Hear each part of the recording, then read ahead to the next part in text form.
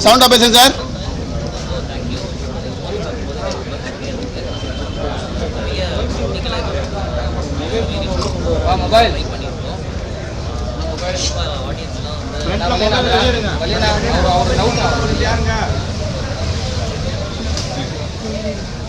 Mobile Agathiya திரைப்படத்தினுடைய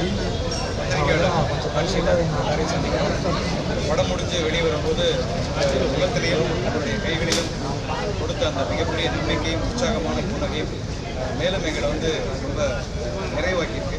so இந்த ஒரு நாளுக்காக தான் 3 ஆண்டு கால எல்லாருடைய உழைப்பும் இந்த படத்துக்காக வேல்ஸ் நிறுவனத்துடைய டாக்டர் ஐஸ்வரி கணேஷ் அவருடைய தயாரிப்பில் இன்னைக்கு வந்து அகத்தியா ப்ரீமியர் ஷோ போயிட்டு இருந்தது. அங்கேயும் எல்லாருமே ரொம்ப ரசித்தாங்க. ஃபேமிலிஸ் கிட்ஸ் நிறைய குழந்தைங்க எல்லாருமே வந்திருந்தாங்க. எல்லாருக்குமே படம் ரொம்ப பிடிச்சிருக்கு அப்படின்னு சொல்லிட்டு அதே மாதிரி இங்கே வரும்போது பத்திரிகை ஊடக நண்பர்கள் எல்லாருமே ரொம்ப மகிழ்ச்சியாக தன்னுடைய வாழ்த்துக்கள் தெரிவிக்கும்போது ரொம்ப மனநிறைவாக இருக்குது. அடுத்து இந்த படத்தை மக்கள்கிட்ட கொண்டு போய் சேர்க்கிற அந்த மிகப்பெரிய அன்பான ஒத்துழைப்பை நீங்கள் எல்லாரும் எங்களுக்கு கொடுக்கணுங்கிறது எல்லாருடைய தாழ்மையான வேண்டுகோள். பெரிய வரவேற்புக்கு என்னுடைய மனப்பூர்வமான எங்கள் எல்லாருடைய சார்பில் எங்களுக்கு சம்பூர்வமான நன்றி. இதே சமயத்தில் இந்த படம் 3 மொழியில் வெளியாகிறதுல ஹிந்தியில் வந்து இணை தயாரிப்பாளர் அனீஷ் அர்ஜுன் தேவ் அவர் வந்து பாம்பேலையும் டெல்லியிலையும் இதே சமயத்தில் ப்ரெஸ் காட்சி நடந்திருக்கு. அங்கேயும் எல்லாருமே ரொம்ப நல்லா இருக்குது அப்படின்னு சொல்லி ரெஸ்பான்ஸ் பண்ணியிருக்காங்க. சேம் ஹைதராபாத்லேயும் தெலுங்கில் ப்ரெஸ் ஷோ இப்போ தான் போயிட்டுருக்கு. ஸோ அங்கேயும் வந்து ரொம்ப நல்லா இருக்குது அப்படின்னு ப்ரெஸ் பேசஸ் எல்லாம் சொல்லியிருக்காங்க. எல்லாருடைய இந்த ஊடக நண்பர்கள் தான் முதல் ரசிகர்கள்னு சொல்லுவாங்க. இந்த இடத்துல எங்களுக்கு இந்த முதல் வரவேற்பே ரொம்ப பாசிட்டிவாக இருக்கிறதுனால நாளை தினம் மிக நல்ல அற்புதமான ஒரு பண்ணியிருக்கிறோம். எல்லாருடைய ஆதரையும் வேண்டி விரும்பி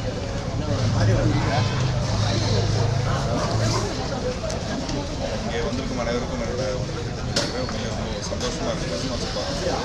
ஸோ அந்த படத்தோட முழுக்க போகிற கிரெடிட் வந்து பார்த்துட்டிங்கன்னா பாலாஜி சார் தான் போய் சேரும்.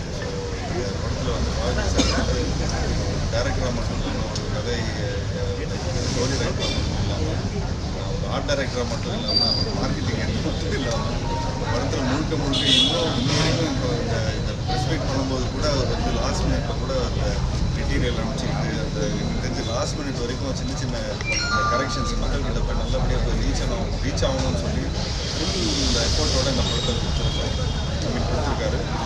இதில் வந்து ஒரு 30-40 டேஸ் தான் நாங்கள் ஆரம்பித்தோம். பட் எங்களுக்கு வந்து எங்களோட பங்களிப்பு வந்து அந்த ஷூட்டிங் ஸ்பாட்டோட முடிஞ்சது. பட் அதுக்கப்புறம் பார்த்துட்டிங்கன்னா இந்த படத்தில் இந்த லாஸ்ட்டில் வர கிராஃபிக்ஸ் கார்ட்ஸுக்கெல்லாம் வந்து கிட்டத்தட்ட ஒரு 1 இயர் அவ்வளோ நுணுக்கமாக வச்சு ஃபுல்லாக ஒர்க் பண்ணியிருக்காரு. ஸோ உண்மையிலே அவங்க வந்து பாலாஜி சார் மற்றபடி அவங்களோட ஹோல் டீமுக்கு நான் இந்த ப்ரெஸ் மீட் மூலமாக நான் நன்றி சொல்லிக்கிறேன். நானே இப்போ தான் படத்தை வந்து இந்த கிளைமேக்ஸ் ஃபுல்லாக அந்த சின்ன டப்பிங்கில் சில போர்ஷன்ஸ்லாம் பார்த்துருந்தேன். பட் இங்கே ஃபுல்லாக படத்தை வந்து ஒரு மக்களோட போட்டு பார்க்கும்போது உண்மையிலே மன நிறைவாக இருக்குது. அந்த சாங்கும் சரி, அந்த ஆர்ஆரும் சரி, ஈவன் ரொம்ப அழகாக அந்த படத்துக்கு இசையமைச்சிருக்காரு. அண்ட் எல்லா நடிகர்களும் ரொம்ப உண்மையாக உழைச்சிருக்காங்க. ஸோ ஃபேமிலியோடு பார்க்க வேண்டிய ஒரு நல்ல ஒரு மெசேஜ் உள்ள ஒரு படம்.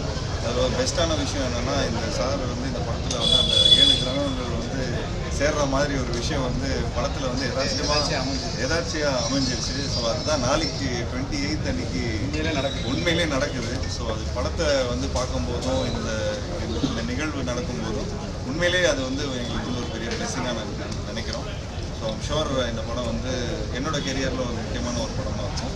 ஸோ நான் அவர் கேப்டன் ஆஃப் த ஷிப் நாங்கள் வந்து ஒரு பேசஞ்சர் மாதிரி தான் கூட இருந்து அவருக்கு சப்போர்ட் பண்ணியிருக்கோம். ஸோ இந்த படம் வந்து இந்த எல்லா டெக்னீஷியன்ஸும் உண்மையிலே உழைச்சிருக்கிறாங்க. ஸோ அவங்களுக்காக போய் இந்த படத்தை நீங்கள் பார்த்து சப்போர்ட் பண்ணணும். So thank you so much. Thanks so much. Balaji sir, இந்த சித்தர்கள் 18 பேர் அப்புறம் ஃபேமஸில் காட்டுறீங்க எங்கெங்கே இது இப்போ ஆந்திராவில் ஹிந்தியிலலாம் தமிழ் சித்தர்கள்னே சொல்கிறீங்களா இல்லை இந்தி சித்தர்கள் தெலுங்கு சித்தர்களாக மாறி? இந்திய சித்தர்களா சித்தர்களா அந்த மொழிக்கு மாற்றிட்டோம். அதாவது அந்த படிக்கிறதுக்கு தகுந்த மாதிரி இல்லை ரொம்ப நல்லா இருக்குது. அது மாதிரி இந்த கிராஃபிக்ஸ் சிஜிலாம் இது வரைக்கும் எந்த படத்துலையும் பார்த்த மாதிரி இல்லை. ஹாலிவுட் படங்களையும் சேர்த்து தான் ரொம்ப சிறப்பாக பண்ணியிருக்கேன். சார் படம் சூப்பராக வந்திருக்கு சார். வாழ்த்துக்கள் சார். நல்லா இருக்கு, பார்க்கறதுக்கு கண்ணுக்கு அப்படியே குளிர்ச்சியாக இருக்குது. படத்தில் நடித்த அர்ஜுன் சார் வந்து இசை விழாவுக்கும் வரல, இப்போ ப்ரெஷோவுக்கும் வரல சார். நீங்கள் வராங்கன்னு சொல்லியிருந்தீங்க. இந்த ப்ரீமியர் ஷோவில் முடியல, அதனால் நாங்கள் பாதியில் வந்துட்டோம். இப்போ ப்ரீமியர் ஷோவில் இருக்காரு, அது வரேன்னாரு. ஆனால் கண்டிப்பாக அதுக்கு டைம் ஆயிரும்னு நினைக்கிறேன். ஆனால் உங்களுக்கு இன்னொரு 2 நாள் அவருடைய மீட் அரேஞ்ச் பண்ணி கொடுத்துருக்கோம். இது எது சார், அழிஞ்சு போன சித்த மருத்துவத்தை மீண்டும் மீட் எடுக்கணுன்றதுக்காக அந்த முயற்சியா சார்? இல்லை சார், சித்த மருத்துவம் மட்டும் இல்லை சார். நம்ம வந்து நம்முடைய நம்ம தமிழ் மரபு வழியாக இருக்கிற அறிவை நம்ம நிறைய மறந்துடும். ஸோ அதற்கான ஒரு மீட்டெடுக்கிற அல்லது அதை நினைவுபடுத்துகிற ஒரு முயற்சி தான் இந்த கதைக்களத்தினுடைய கான்செப்டாக இருக்குது. ஸோ அதை வந்து நம்ம இன்னும் ஜனரஞ்சகமாக சொல்கிறதுக்காக கொஞ்சம் ஹாரர் ஃபேண்டசி அப்படிங்கிற மாதிரியான ஒரு அலங்காரம் அதில் தேவைப்படும். ஸோ அப்படி வந்து நம்முடைய மரபை மீண்டும் இந்த மண்ணிலிருந்து நினைவூட்டுவதற்கான ஒரு படமாக தான் இந்த அகத்தியாகும். சித்த மருத்துவம் அழிஞ்ச மாதிரி நிறைய நம்மளுடைய வரலாறுகள் அழிஞ்சிட்டு இருக்கு. அடுத்து வரக்கூடிய படங்கள் அந்த மாதிரி அழிவெல்லாம் நோக்கி படம் ஆக்குவீங்களா சார்? கண்டிப்பாக சார். இந்த படத்திற்கான அங்கீகாரம், நீங்கள் கொடுக்குற அந்த உற்சாகம் மீண்டும் அடுத்த கதைக்களங்களில் இது மாதிரியான நம்முடைய தொன்மை வரலாறு அல்லது தொலைந்து போன அந்த சரித்திர வரலாற்றுகளை திரைவடிவுபடுத்தணுங்கிற ஒரு ஊக்கம் கண்டிப்பாக கிடைக்கும். நிச்சயமாக கலைஞர் வசனத்தை படமாக்கினது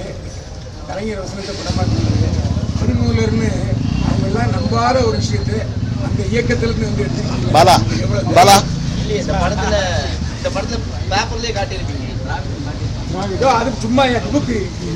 நான் சொல்றது திருமூலர் யாரு, திருமூலர் எழுத்தாங்களா இல்லையா? பாலா சிரிக்காதீங்க, உண்மை சொல்லுங்க. திருமூலரை இந்த அரசாங்கம் ஏத்துக்குதா? சார், திருமூலரை நான் ஏற்றுக்கிறேன். அதைத்தான் சொல்றேன். நீங்க ஏத்துக்கிறீங்க, நாங்க ஏத்துக்கிறோம். இன்னைக்கு வந்து தமிழ் சித்த மருத்துவங்கள் பூரா நீங்க சொல்ற மாடல்களால் அழிக்கப்பட்டு வருது. சித்தர்களே திருமூலர்களை நாங்கள் ஏற்றுக்கிறோம். அவங்களை பெருமைப்படுத்துறதுக்கு இந்த படைப்பினுடைய நிறைவிலேயே பார்த்தீங்கன்னா சித்தர்கள் அத்தனை பேரையும் கொண்டு வந்துட்டோம். அது வந்து ஒரு நல்ல ஒரு முயற்சியாக. வரலாறு இருக்கு பார்த்தீங்களா, அந்த வரலாறுலாம் ரொம்ப வேகமாக படிச்சு டைட்டிலாம் படிக்க முடியல. நாங்கள் இருந்தே 10 பேர் தான் இருந்தோம். இந்த 2 பேரும் உடையாட்டாங்க. எதுக்கு சொல்றேன்னா, நீங்க வந்து ஒரு மாறுதலை கொண்டு வந்தீங்க. எப்படின்னா தமிழ் மாறி தமிழ்ல கொண்டு வந்திருக்க பாருங்க. அதுக்காக உங்களை நிச்சயமா வந்து பாராட்டுங்க. ஏன்னா ஒரு காலத்தில் நீங்க அப்படி இருந்தீங்க, இப்ப மாறிட்டீங்க. சந்தோஷமா இருக்கு. ரங்கநாதரே சொல்றது எனக்கு ரங்கநாதரே சொல்ற மாதிரி சார். அண்ணா வந்தது பாதி படத்துக்கு அப்புறம் நாங்க ஃபுல்லா பார்த்தோம். நாங்க எப்படி பாருங்க, நான் உங்கள்கிட்ட வந்து பாராட்டினால திருமூலர் 18 சித்தர்கள் காட்டி சாங் ஓடிட்டு சாங் பார்க்க முடியாது. சாங்க பார்க்காம அந்த திருமூலர்லாம் பார்த்தோம் சார். அது நல்லா இருக்கு. ஆனா சின்ன ஒரு வருத்தம், ஆனா நம்ம தமிழ் போராளியை மட்டுமே துரோகம் பண்ணி கொலை பண்றாங்களே. எல்லா படத்தையும் அதான் வைக்கிறீங்க. கடைசியா மட்டும்தான் அவர் வந்து ரிவெஞ்ச் எடுக்கிறாரு. ஏன் நிறைய விஷயங்கள் தமிழ் போராளியை மட்டும்தான் அது மாதிரி காட்டுறாங்க எல்லா படத்துலையுமே? நம்முடைய வரலாற்று ரீதியாக நம்முடைய போராளிகள் எல்லாமே அப்படி ஏதோ ஒரு விதத்தில் வஞ்சிக்கப்பட்டு தண்டிக்கப்பட்டவங்க தான். மற்றபடி தொடர்ச்சியா அவர் வந்து உதவாங்கிட்டே இருக்காரு. யாரு போராளி இல்லை, அப்போ வந்து ஆளுமை வர்க்கம் வந்து பெரிய வலிமையான ஆயுதங்களோட இருந்தது இல்லையா? ஸோ அதனால அந்த மாதிரியான சம்பவங்கள் அப்போ நடந்தது.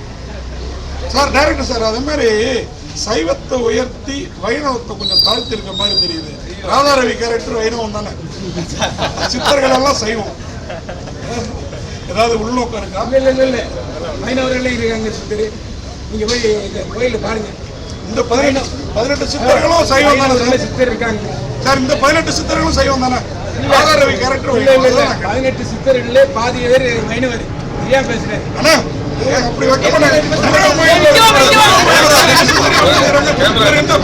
வாங்க சண்டை போடுறவங்க முன்னாடி வாங்க. இங்க பண்ணதா இல்ல பாம்பே பண்ணதா? ஏன்னா ஃபைட் சீன் லாஸ்ட்ல வந்து நல்லா எஃபெக்ட் போட்டுருக்கீங்க. Jeeva sir, Arjun sir first shoot பண்ணிட்டீங்களா? ஃபைட் எடுத்துட்டு அதுக்கப்புறம் கிராஃபிக்ஸ் போட்டு? ஆமாம் சார். முதல்ல வந்து ஜீவா சார், அர்ஜுன் சார், அந்த எட்வர்டு 3 பேரையும் வச்சு ஸ்கேன் பண்ணி ஒரு 3D மாடல் கிரியேட் பண்ணியிருக்காங்க. ஸோ அதுக்கப்புறமா சண்டை காட்சியை தனியாக கணேஷ் மாஸ்டர் வந்து கொரியோகிராஃப் பண்ணாரு. அதை எடிட் பண்ணி அதுக்கப்புறம் திருப்பியும் நம்ம வந்து அதை சிஜி ஒர்க் கொடுத்து இவங்க அந்த ஃபைட்டில் வர்ற ட்ரெஸ் வரைக்குமே 3D மாடல் பண்ணது. ஹேர் எல்லாமே 3D மாடல் பண்ணி அதை வந்து அந்த அப்ராட்ல இருக்கிற கம்பெனி வந்து அந்த டாக்டர் ஸ்ட்ரேஞ்சர் போன்ற படங்கள்லாம் பண்ணுவாங்க. ஸோ அந்த எஃபெக்ட் அப்படியே வேணும்னு கேட்டு ப்ரொடியூசர் அதுக்கான பெரிய செலவு பண்ணுறதுக்கும் அவங்க வந்து ரொம்ப விரும்பி அதை ரொம்ப பேஷனாக பண்ணார் கணேஷ் இந்த நேரத்தில். அதனால தான் வந்து அந்த 1 இயர் காத்திருந்து இந்த படத்தை ரிலீஸ் பண்ணுறது அவங்களால தான். அந்த ப்ரொடக்ஷன் வந்து அதுக்கு தயாராக இருந்ததால தான் முடியும். ஏன்னா ஃபைட் சீன்ல ஜீவா சார் அடிக்கும் போது இந்த ஹாலிவுட்ல தான் காட்டுறாங்க. ஒரு உயிர் வெளியில போயிட்டு இன்னொரு ஆத்மா கொண்டு வராங்க. அந்த எஃபெக்ட்லாம் நல்லா இருக்கும். சம்மர்ல இருந்தால் இன்னும் பசங்க லீவ்ல இன்னும் கொண்டாடுவாங்க. போட்டி இறங்கினாங்க. சார் சித்தார்த் வந்து சார் 1940s வந்து பாரதிதாசன் கவிதை புத்தகம் வைக்கிறார்.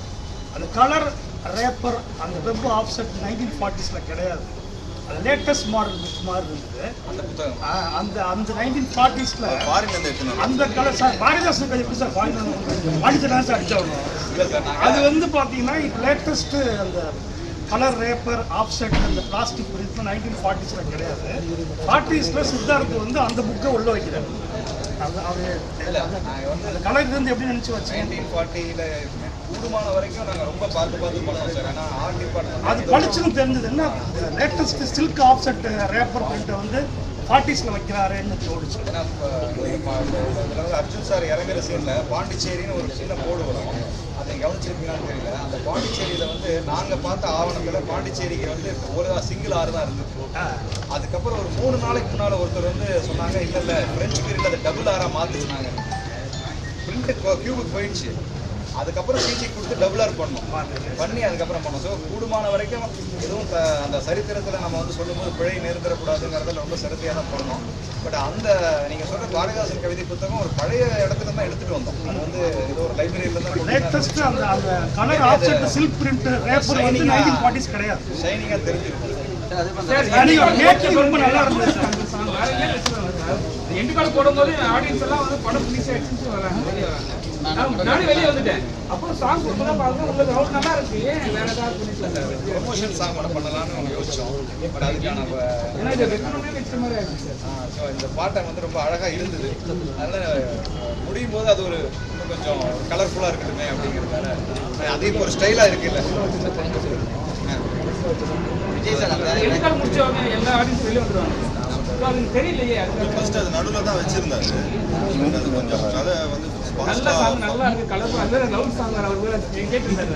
அவரே அதை வந்து இது பண்ணி ஜீவா சார் நான் தான் சொன்னேன் கதை வந்து ஃபாஸ்ட்டாக டீமாக எல்லாரும் சொன்னாங்க. கதை நல்லா ஃபாஸ்ட்டாக போயிட்டு இருக்கு. நேரத்தில் சாங் வேண்டாம், லாஸ்ட்டாக வேணால் எல்லாம் பார்த்துட்டு நல்லா இருக்கும். ஜீவா சார் அந்த ரெக்கார்டிங் மியூசிக்லாம் பார்த்துருப்பீங்க.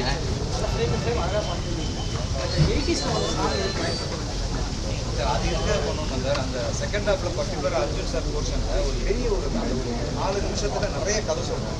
அதாவது அர்ஜுன் சார் வந்து அந்த மருந்தை உருவாக்குறது, அவருக்கும் அந்த பொண்ணுக்கும் இடையில இருக்கிற ஒரு அன்பான ஒரு காதல் உருவாக்குறது, அவர் வந்து வெளிநாடு ஃபாரின் போகிறதுக்கான தயாரிப்பு நடக்கிறது, இதுக்கிடையில அந்த வில்லன் அவருடைய குரூப்பில் சில தயாரிப்பு நடக்குது. இப்படின்னு ஒரு நிறைய லேயர்ஸை கதை சொல்லணுமா இவ்வளவு கதைகளையும் சொன்னா சொல்லும்போது அந்த இடத்துல நமக்கு பார்வையாளர் பார்த்து லேக் வரக்கூடாதுன்னா நமக்கு ஏதாவது ஒரு எளிதும் தேவைப்படுது.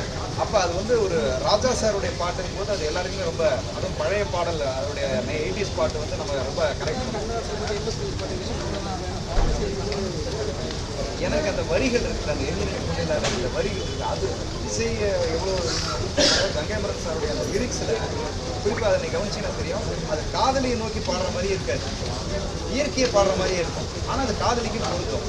இந்த கதை களத்துலையும் அவர் வந்து ரொம்ப அதிகமான காதலும் இருக்காது, ரொம்ப ஒரு மேலோட்டமானதாக இருக்கும். ஆனால் பாட்டு வந்து ரொம்ப சுவாரஸ்யமாக நகரணுங்கிறதால அந்த லிரிக்ஸ் வந்து எனக்கு ரொம்ப பொருத்தமாக போகுது. அதனால அந்த பாட்டை நான் விஜய் சார் அந்த ரெக்கார்டிங் மிஷின் ஒன்று காமிச்சிருக்கேன். அதெல்லாம் அதே உண்மை சார். அதெல்லாம் அப்போ வந்து அப்படிதான் ரெக்கார்ட் பண்ணாங்க. அதுக்கான லைப்ரரி வந்து அந்த மிஷினை வந்து நம்ம எல்லா பார்ட்டையும் கேப்சர் பண்ணி அதுக்கப்புறம் அது ஆர்ட் டைரக்டருக்கு கொடுத்து அதை ரெடி பண்ணுவோம். ஜீவா சார் அதே மாதிரி உங்களுக்கு ஈக்குவலாக அர்ஜுன் சார் ஒட்டியது இன்னும் சொல்ல போனால் அந்த காதல் போர்ஷன் அவங்களுக்கு ஜாஸ்தியாகவே இருக்கிற மாதிரி எப்படி ஒத்துக்கிட்டீங்க? ஒரு நல்ல படைப்பு, தமிழர்களை பெருமைப்படுத்துகிற படைப்புக்காக இது ஓகே அப்படின்னு ஒத்துக்கிட்டீங்களா? இல்லை சார், அவர் எங்களுக்கு முன்னாடி அவர் வந்து லவ் பண்ணியிருக்காரு. இருந்தாலும் இன்னைக்கு நீங்கள் யூத் ஹீரோ, அவர் எங்கள் காலத்து ஹீரோ இல்லையா? நாங்களும் அதே டைமில் தான் சார் படம்லாம் பார்த்துருக்கோம். என்ன ஒரு 5-10 வயசு தான். இல்லை, உங்கள் பெருந்தன்மையை காட்டுது, வாழ்த்துக்கு. அவர் சீனியர் சார். இன்ஃபேக்ட் நான் வந்து அவரோட பேர் தான் ஃபர்ஸ்ட் சொல்லியிருக்கேன். போட்டீங்க இல்ல வேற மாதிரி ஒரு துணி வரும், அகத்தியன்னு போட்டுருக்காங்கல்ல. அம்மா கூப்பிட்ற மாதிரி சார், அகத்தியா அப்படின்னு கூப்பிடுறாரு சார். அந்த அம்மா வந்து அவங்க அகத்தியான்னு கூப்பிடுறாங்க இல்லையா, அதை வந்து தலைப்பாக்கலாம் அப்படிங்கிறதான் அதோடைய நோக்கமா இருக்கு. நீங்க கடைசியெல்லாம் இப்ப அகத்தியன்னு இப்ப அகத்தியர்னு படமே வந்திருக்கு. நீங்க தமிழை பெருமைப்படுத்துறதுனா அகத்தியன்னு வச்சிருக்கலாமே அப்படிங்கிறது என்னோட கேள்வி. அதான் அதுக்கு என்னுடைய நோக்கமா என்ன இருந்ததுன்னா, அந்த அம்மா வந்து அவனை அகத்தியான்னு கூப்பிடுவாங்க. அதை வந்து பிரதிபலிக்கிற மாதிரி இருக்கட்டும், அந்த கடைசியில் கூட அகத்தியா அப்படின்னு அவங்களை கூப்பிடுவாங்க. அதையே டைட்டில் ஆக்கிடலாம் அப்படிங்கிறதால தான் விருதுங்களுக்கு பேர்லாம் கூட எழுதியிருக்காங்க, உண்மையிலுமே அது நிற்குமா? ஆமாம் சார், யானை வணங்கி வேறு இப்போ இருக்கு, நீங்கள் கூகுளில் கூட சர்ச் பண்ணுங்க. இல்லை காமிச்சா அது அடங்கிடுமா மதம் வந்தால் கூட கேட்குறேன். அப்படிதான் சொல்றாங்க. யானை வணங்கி வேறால ஒரு யானையவே கட்டுப்படுத்த முடியும். இதை மன்னர்கள் வந்து உபயோகிச்சிருக்காங்க. மன்னர்கள் வந்து மேலே பராக் போறாங்கல்ல, அப்போ வந்து அவங்க ஒரு சேஃப்டிக்காக யானை வணங்கி வேற வந்து வச்சுட்டு தான் போவாங்க. சார் அந்த பாகன் வச்சிருப்பாங்கல்ல, அதுலயே அந்த வேர் இருக்கும். அது அங்குசம். அதான் அந்த அங்குசத்துலேயே இருக்கும். ஆமாம், அது மாதிரி அது புதுசாக இருந்தது, அதனால தான் கேட்டேன். Thank you so much. உங்களுடைய ஆதரவை கொடுத்து பெரிய ஏய், லைட்டா. இல்ல, அங்க லைட்டா பண்ணாரு. ஸோ இந்த தருணத்தில் வந்து வேல்ஸ் நிறுவனத்துக்கும் வேம் மீடியா நிறுவனத்துக்கும் மாவட்ட நன்றி தெரிவிச்சுக்கிறோம். இவ்வளவு தூரம் இப்போ ஊடக நண்பர்கள் வந்து இதில் தங்களுக்கு பிடிச்ச விஷயங்களை எங்கள்கிட்ட பகிர்ந்துக்கிட்டதே எங்களுக்கு மிகப்பெரிய மன தைரியத்தையும் மகிழ்ச்சியும் இந்த இடத்துல கொடுக்குது. ஸோ நாளை தினம் எங்களுடைய ஒரு பொற்காலத்தை நீங்கள் எல்லாரும் இணைந்து ஆரம்பிக்கணும் அப்படிங்கிறத என்னுடைய இதயபூர்வமான வேண்டுகோளாக உங்கள் எல்லார்ட்டையும் வச்சுக்கிறேன். நன்றி. கருத்தியல் ரீதியாக பிரமாதமாக இருந்தது சார், மேக்கிங் எக்ஸலண்ட்டாக இருந்தது. நன்றி சார். நன்றி. தேங்க்யூ.